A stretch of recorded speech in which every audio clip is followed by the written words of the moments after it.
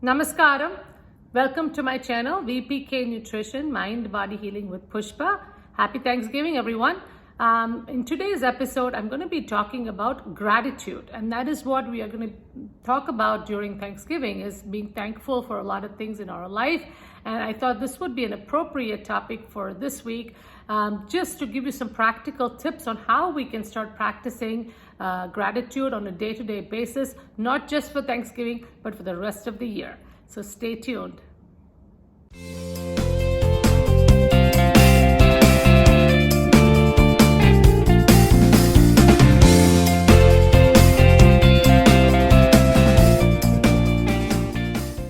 Welcome back, everyone.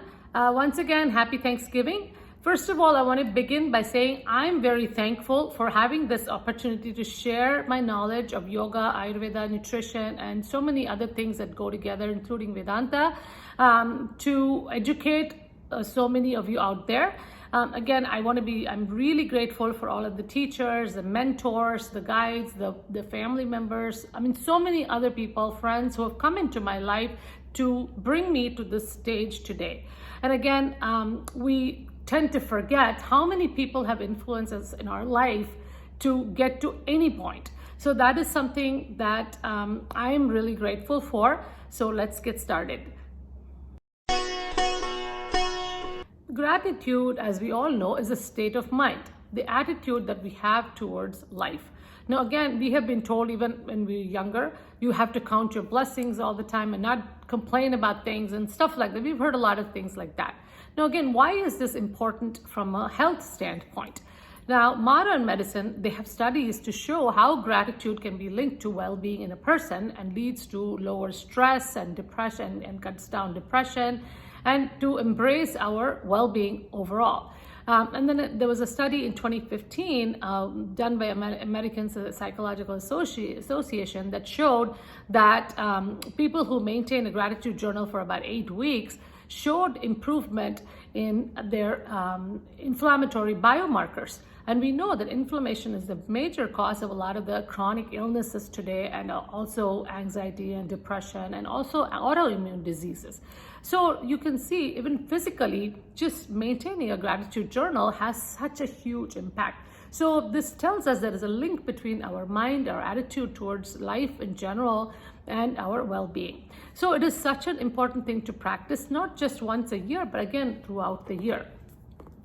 Of course, in Ayurveda, age-old tradition of thousands of years, definitely they focus a lot on sadvrita, or proper, rightful conduct in our day-to-day life.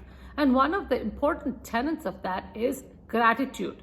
Gratitude for the food we eat, gratitude for, for example, in Ayurveda, they say, let's say a fruit tree is there and then you want a fruit from there, you just wait for the fruit to ripen and fall by itself rather than going and picking all of those fruits. And only take what is needed and not take more than what you need. Now, this is a very simple thing, but how many people really think about it when you look at a fruit tree? So again, nature has given us plenty to enjoy. And we should be very grateful for all of that. But then we should also be mindful not to take too much for our greed and our pleasure. Rather than that, we should take only what we need. And again, we live in an era of modern factory farming and all kinds of things that are going on in the world. And sometimes you wonder if this pandemic is a way to reset the nature, or nature's way of resetting itself. Again, I wanted to share some practical tips that you can start practicing gratitude in your own life, body, mind, and spirit. So stay tuned. Number 1, prayer before eating. Now, this is a common tradition that people do during Thanksgiving, go around the table and say what they're thankful for. Now, this is something Ayurveda has taught thousands of years ago, given us that wisdom to pray before you eat. Now, again, what are we praying for? Not just the food that's sitting in front of us, but also for how the food got there, the nature that gave us that food, the people who worked on getting us that food, and also the person who cooked the food. So we say, Annadatha Sukhi Bhava. That means bless the person who cooked this food also. So again, the prayer serves two purposes. Number one, first of all, you're showing that gratitude, it expands your heart and makes you feel good. Number two, it also helps with grounding ourselves. Even if you have some negative energies, negative emotions going on at that time, when you say thank you for something, then you are eating with more appreciation, and that also helps with your digestion. Number two, in yoga too, they have talked about gratitude. Now the Niyama number 2, Santosha, and I have done a detailed video about this and I will share the link in the description. Santosha means contentment or satisfaction. It comes from the root word tushti, meaning satisfaction. So again, there too, the emphasis on being satisfied or content with what you have, instead of looking at something that you don't have. So how does this help you? When you, first of all, I have a lot of patients who have kind of a poor relationship with food, especially trying to lose weight, and then they're kind of down on themselves, they're depressed, and all of this goes with that. So a lot of times when you accept yourself physically, mentally, emotionally, and just kind of relax your body and mind, automatically your body will start to heal itself. And like I mentioned in the modern studies, how they've shown that gratitude helps. So kind of be grateful for the life that you have right now, no matter whatever condition it's in, because that is where you are.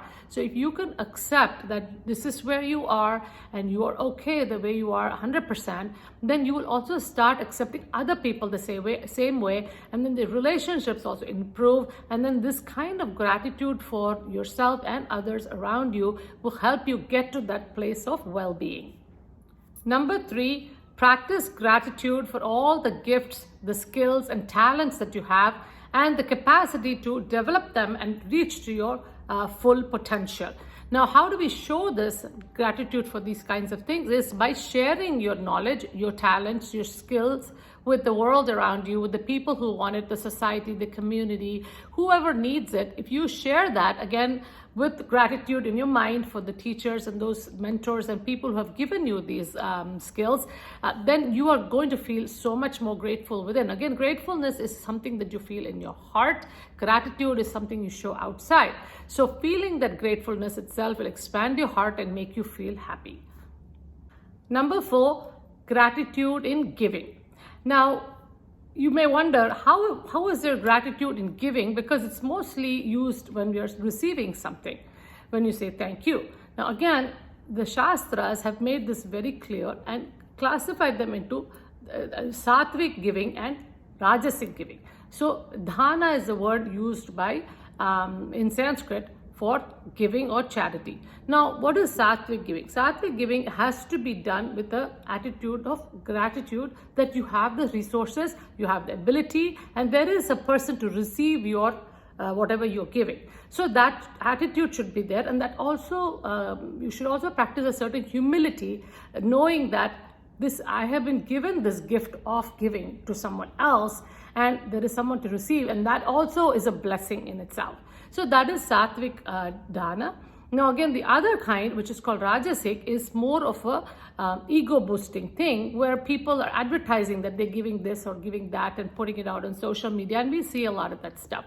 So again, even there, that gratitude and humility is lacking. So it's very important to be mindful of these two aspects and try to move towards a more Sattvic giving in your life.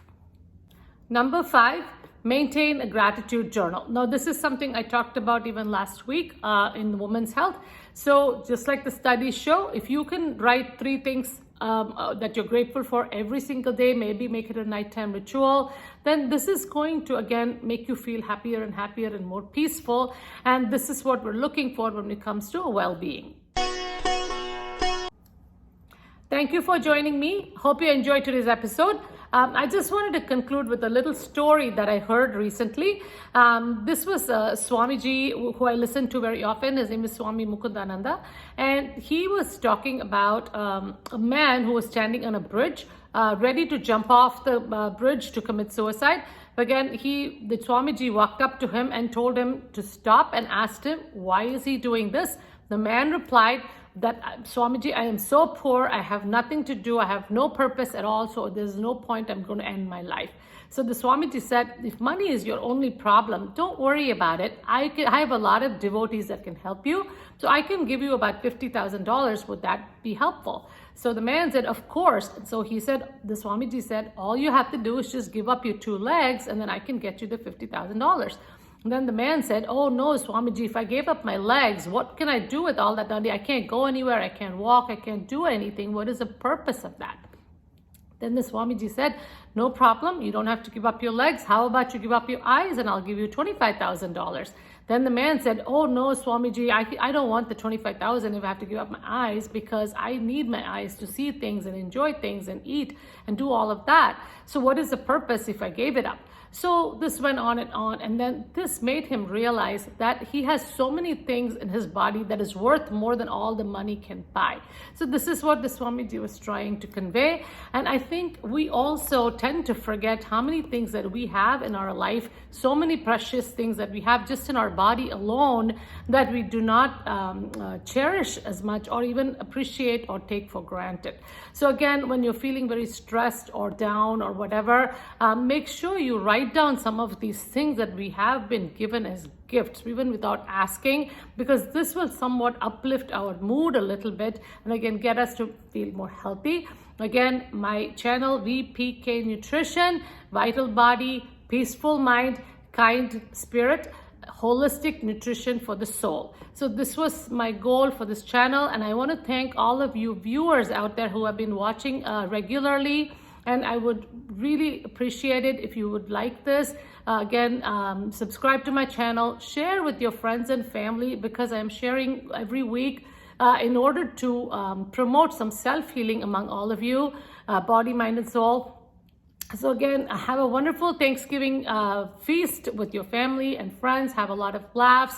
Enjoy with gratitude and let the little things go. And then make sure you tune in next week again for another episode. So again, thank you to my viewers for watching, and see you next week.